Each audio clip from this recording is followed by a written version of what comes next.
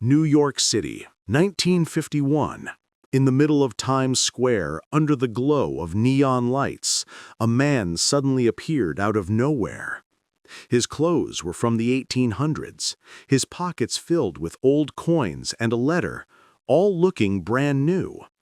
No one could explain who he was, until the police saw his name, Rudolph Fentz, a man who vanished 75 years ago.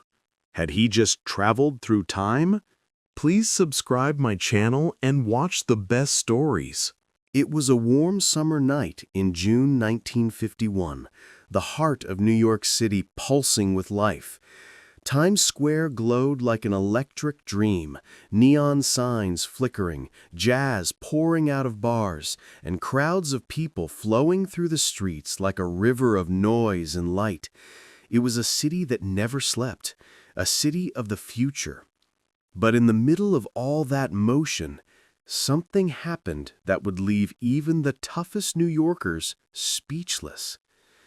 It was around 11:15 p.m. when several witnesses noticed a man suddenly standing in the middle of the street, right near 45th Street and Broadway. No one saw him arrive. He was simply there, as if he had been dropped from the sky or stepped out of thin air. He looked lost, frightened, and completely out of place. The man was wearing a dark, old-fashioned suit, the kind you might see in black and white photos from the 1800s. His waistcoat was neatly buttoned, a gold watch chain hanging across his chest. On his head, he wore a tall silk top hat, and his boots, polished leather, not the kind anyone wore in 1951. People turned to stare. A few laughed, thinking he was an actor or part of some promotion for a Broadway show. But then they realized something was wrong. The man kept turning around in panic, staring at the glowing billboards, the blinding headlights, the roaring cars. He looked at the sky, at the towering buildings, and muttered something no one could hear. His eyes were wide with shock. It was as if he had stepped into a world he couldn't recognize. He stumbled backward, confused, maybe terrified, and then, screech! A taxi driver slammed his brakes, but it was too late. The man froze like a deer in headlights. Impact. The crowd screamed. Tires squealed. The man collapsed onto the pavement, lifeless. Police sirens echoed moments later. Officers rushed to the scene, followed by curious onlookers pressing forward to see what had happened. No one could identify him. He carried no modern ID, no wallet, no driver's license. At the morgue, the mystery deepened. When officers emptied his pockets, they found a collection of items that seemed to belong in a museum rather than a man from 1951. A brass token for a beer worth 5 cents, a bill from a stable on Lexington Avenue where no stables had existed for nearly 80 years, a letter addressed to Mr. Rudolph Fentz, written in elegant 19th century handwriting, and a small amount of old currency, crisp, untouched, and long out of circulation.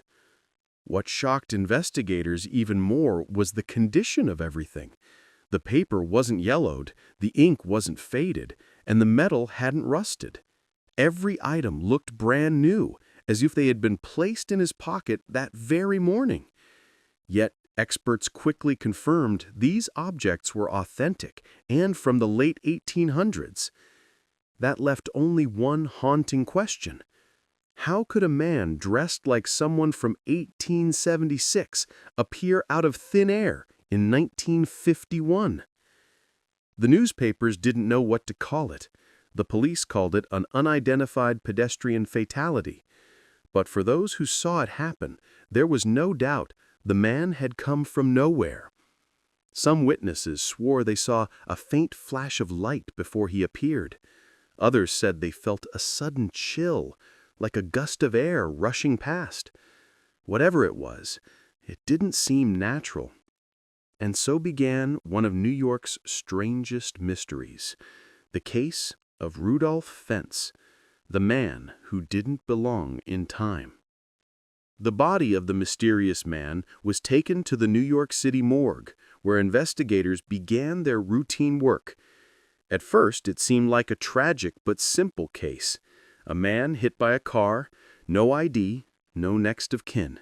Just another nameless accident in a city full of strangers. But soon Detective Hubert V. Rinn, a methodical and curious officer from the Missing Persons Department, was called in to handle the file. He was used to solving odd disappearances, but this was different. When Rinn examined the personal items collected from the man's coat, he immediately noticed something off. Everything, from the paper to the money, looked far too old for 1951. The coins were pure silver, the kind that had stopped circulating decades ago. The folded letter was written in elegant cursive, with ink that shimmered faintly under the morgue light, the kind of handwriting only seen in the 19th century. The detective picked up the small business card that read, Rudolph Fentz, 5th Avenue, New York City. There was no phone number, no postal code, just the name and address printed in old-fashioned script. Rinn frowned. "Who uses a card like this anymore?" he muttered. Still, he followed procedure. He began searching for anyone by the name Rudolph Fentz in city directories, census records, and police databases. Nothing came up.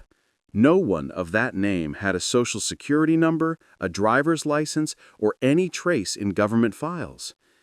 It was as if the man had never existed. But Detective Rinn wasn't one to give up easily. He took the address on the card and went to 5th Avenue. The address, however, led him not to a residence, but to a modern office building that had been built just after World War II. There was no record of anyone named Fentz ever living there. Still unsatisfied, Rinn began cross-checking older records, the kind stored in dusty archives and libraries. He looked through voter lists, city directories, and property files from the early 1900s. Nothing.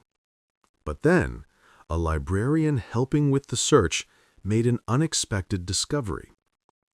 In an old address book from 1876, there was indeed a listing for a Mr. Rudolph Fentz, living at the exact same 5th Avenue location written on the card. That single detail made Rinn freeze. Could it be the same man? No, that was impossible. The man he saw in the morgue was in his early 30s. If the 1876 listing was true, this person should have been dead for over 70 years. The detective leaned back in disbelief. Either this is the strangest coincidence I've ever seen, or something far beyond logic is happening. To be sure, Rinn contacted banks and historical societies, asking them to verify the man's strange belongings. Every expert confirmed the same thing. The currency, the letter, the beer token, and even the tailoring style of his clothes were perfectly accurate for the 1870s era. And yet, none of them showed signs of age. The metal wasn't tarnished, the ink hadn't faded, even the stitching on the coat was clean and fresh. How can something be both old and new at the same time? Rinn whispered. At this point, even the police department began to treat the case as more than just a hit and run. Some officers joked that maybe he was a ghost, a spirit from the past. Others believed he might be part of a government experiment. But Rinn didn't laugh. Something in his gut told him this was real, a mystery that deserved answers. Then came the real breakthrough. While searching old newspaper archives at the New York Public Library, Rinn stumbled upon a small article dated June 1876. It described a man named Rudolph Fentz who had disappeared mysteriously one evening after leaving his home for a walk. The article said he was around 29 years old, wearing a dark coat, tall hat, and boots, exactly what the man in Times Square had been wearing when he died. Rin's blood ran cold. The description matched perfectly. Could this be the same man? A man who vanished in 1876, only to reappear alive and unchanged in 1951? The detective didn't know it yet, but he had just stepped into one of the strangest unsolved mysteries in modern history, the case of a man who somehow defied time. Detective Hubert V. Rin couldn't let go of the name Rudolph Fentz. He sat alone in his small office late that night, surrounded by yellowed papers and old police reports. The desk lamp glowed weakly, casting long shadows over the mysterious man's belongings. The letter, the coin, the card, all laid out like clues from another century. Rin took a deep breath. "Who are you?" he whispered, staring at the old photograph he had managed to get from the 1876 newspaper archives, a grainy image of a man with the same sharp mustache, the same serious expression. It was him. It had to be. The next morning, Rin made a decision. If the records showed that Rudolph Fentz had vanished in 1876, there had to be family somewhere, descendants, maybe children or grandchildren, who could confirm the story. So he started digging again. After several days of research, Rin discovered a living relative, a woman named Mrs. Rudolph Fentz, Jr., living in Florida. The detective immediately wrote her a letter, carefully explaining that he was investigating a man found dead in New York and needed to ask a few questions about her family history. A week later, she called. Her voice trembled with curiosity and a hint of unease. "Detective Wren, did you say Rudolph Fentz?" "Yes, ma'am," Wren replied. "Did that name belong to someone in your family?" There was silence on the other end for a moment, and then she said, "Yes, that was my husband's father. He disappeared many, many years ago." Rin's heart raced. "Can you tell me what happened?" Mrs. Fentz explained that her husband's father, Rudolph Fentz Sr., had been a well-respected man in 1876, living on Fifth Avenue in New York City. One evening, after dinner, he told his wife he was going for a short walk and simply never came back. The police searched for weeks, but there were no witnesses, no body, no clues. He had vanished without a trace. "We never knew what happened to him," she said softly. "My husband always believed he had been robbed or killed, but they never found him." Rin's voice was quiet. "Mrs. Fentz, what if I told you we might have found him?" She gasped. "Found him? After all these years?" "Yes," he said carefully, "but he was found in Times Square in 1951. There was a long, stunned silence. "Detective Rin, that's impossible. He would be more than 100 years old."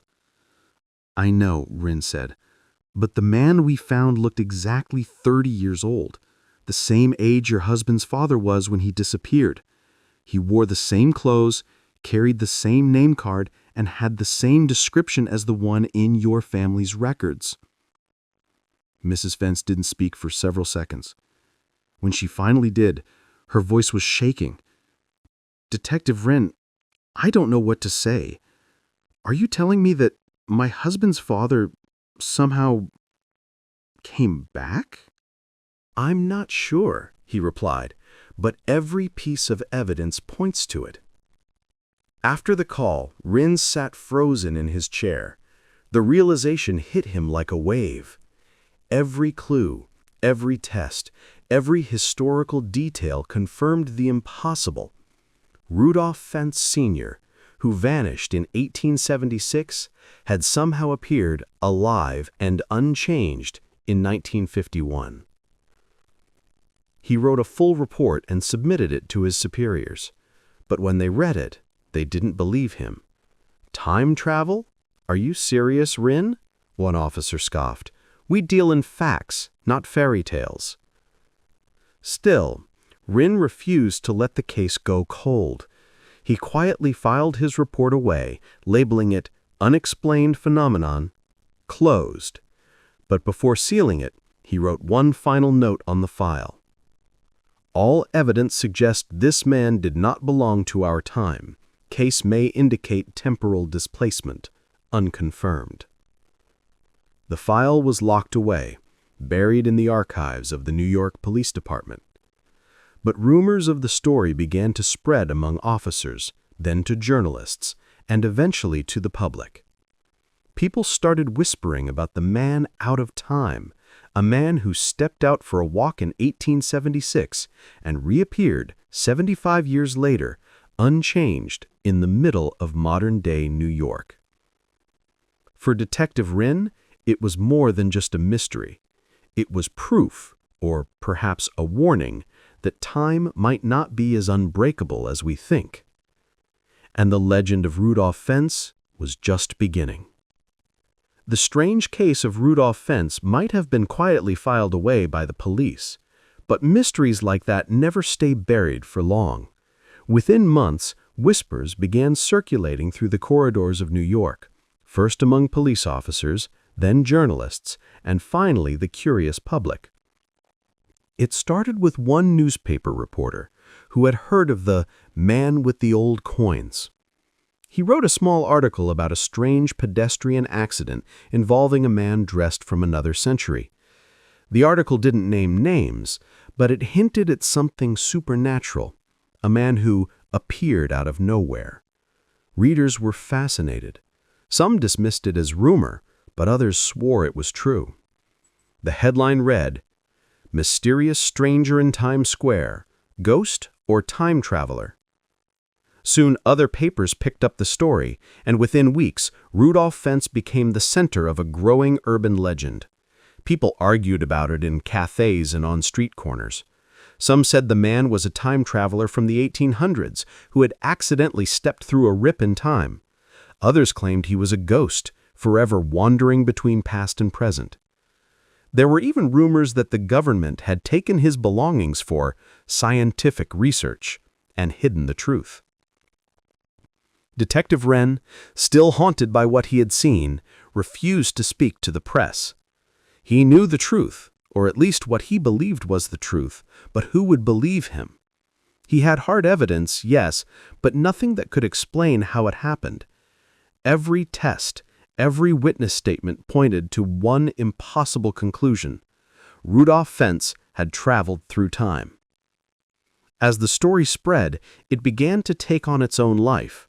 Radio shows debated it. Mystery magazines published speculative theories.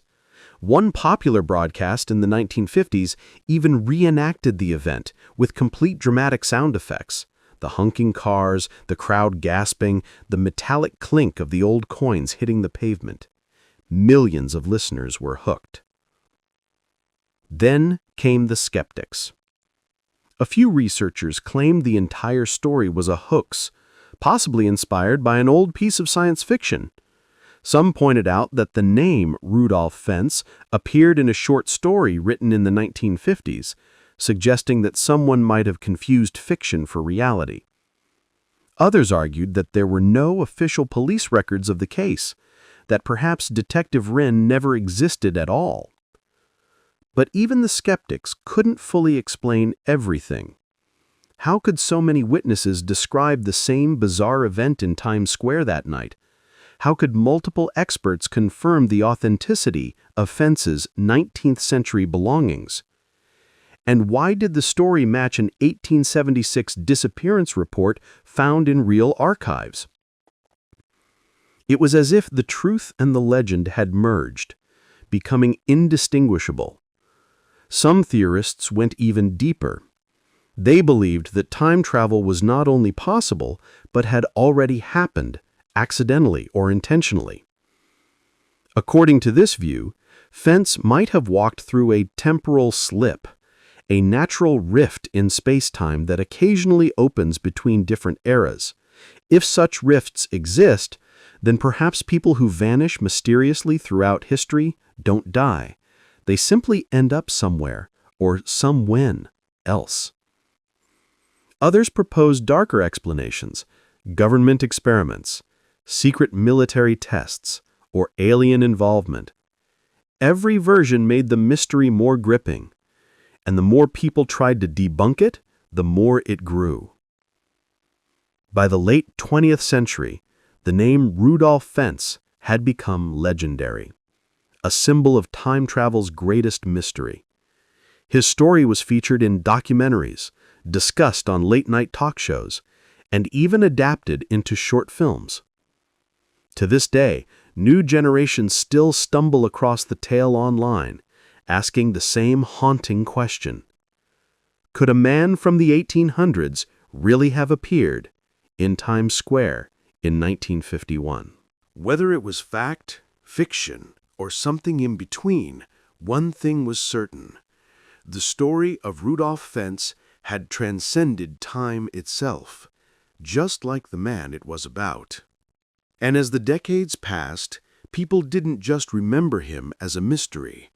They remembered him as a warning that maybe, just maybe, time is not as solid and predictable as we believe. Years passed, and yet the mystery of Rudolph Fentz never truly faded. His name became something whispered among those who loved the strange and the unexplained, a legend told in late-night conversations, on radio shows, and later in documentaries and internet forums. But beyond all the theories and debates, one haunting truth remained. No one ever discovered who Rudolph Fentz really was, or how he ended up 75 years away from his own time. Some said he was a victim of a natural time rift, a tear in reality that momentarily connected two different centuries. Others insisted he was part of an experiment gone wrong, or perhaps even a traveler who'd seen something he was never meant to see. But no theory could fully explain why he, out of all people, had crossed that invisible line between past and present. If you think about it, what must that moment have felt like for him? One second, he's walking through the cobblestone streets of New York in 1876, gas lamps flickering, horses clopping against the pavement, the smell of wood smoke and fresh bread in the air. The next, in the blink of an eye, he's standing in the middle of Times Square in 1951, surrounded by flashing neon lights, roaring cars, and people dressed in strange, colorful clothes. To him, it must have felt like he had woken up in another universe. And maybe in his panic, he stepped into the street, confused, trying to get back home, and never got the chance to realize what had really happened. That's what makes his story so tragic. Rudolph Fentz wasn't a villain, scientist, or soldier. He was just an ordinary man. A man who loved his family, went for an evening walk, and accidentally stumbled into something humanity still doesn't understand. He didn't mean to defy time. He just did. After his death, his possessions were kept as evidence for a while, but over the decades, they disappeared too. The card, the letter, the coins, all gone. Some say they were lost in police storage. Others claimed they were quietly taken away by government officials who didn't want the truth spreading. No one knows for sure. But the story lived on, retold countless times, always the same way, always ending with the same image. A man standing alone in the middle of Times Square, wearing clothes from another century, staring up at the glowing lights of a future he was never meant to see. And perhaps that's why people still believe. Because deep down, the idea that someone could break free from the limits of time, even by accident, reminds us how little we really understand the universe we live in. Maybe time isn't a straight line, after all. Maybe it folds, bends, or overlaps in ways we can't imagine. And maybe somewhere out there, other people have crossed those hidden lines too, vanishing from one world only to appear in another. So the next time you're walking through a crowded city street, look around. Among the noise and the chaos, there might be someone standing still, someone looking at the world with wide, terrified eyes, dressed in clothes that don't belong to this age. And if you ever meet such a person, remember the name: Rudolph Fentz, the man who defied time.